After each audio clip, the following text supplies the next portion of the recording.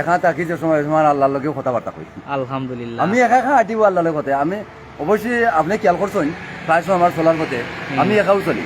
না ঠিক আছে, আমি তো দেখছি। শ্রেণী ছাড়া তো সবার লগে পারি না, বুঝছি বুঝছি আর বাজারটার অভ্যাসও নাই। গেলে কোনো প্রয়োজনে বাজারও যাই, বাজার করি আবার ঘুরাই। বুঝছি কোনো বুঝছি। প্রয়োজনে গেলে বাইরে থাকি না।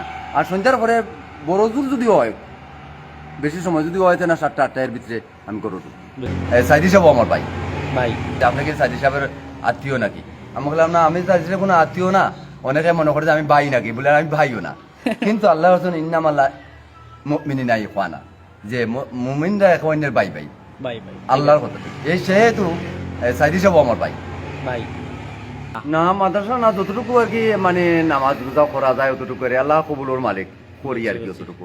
এমন কোনো ইলিম আমল আমার কাছে নাই। বুঝছি বুঝছি। আর যারে দেখিয়া মনে করি আমার কাছে আইন, আসলে উনি তো আল্লাহর এক ওই যে একান্ত মায়ার মাহবুব বান্দা, এই যে সাইদি সাহেব, আল্লামা সাইদি সাহেব। বুঝছি। আর সিলেটে এই প্রথমই বাংলাদেশের মাঝে তফসির করলে একমাত্র এই সাইদি সাহেব তফসির করছেন। তো ওনার অবশ্যই আসলে ওনারে কোনো অনেকে মনে করে আমি কোনো ফলো করিনি, আমি তার নাকার মতো কোনো না। আমি অনেক সময় কইছি লাগবো, আরও মাঝে মধ্যে জিজ্ঞাসা করে। আমি কইছি আমার কাছে কোনো ফ্যাশন নাই, আর কোনো বেসনও নাই, আর কোনো ধরনের কোনো নাই, মেকআপ নাই। আমার যা দিছে আল্লাহ, আল্লাহর কুদরত থেকে আমার দেওয়া হয়েছে, প্রাকৃতিক দান সেটা।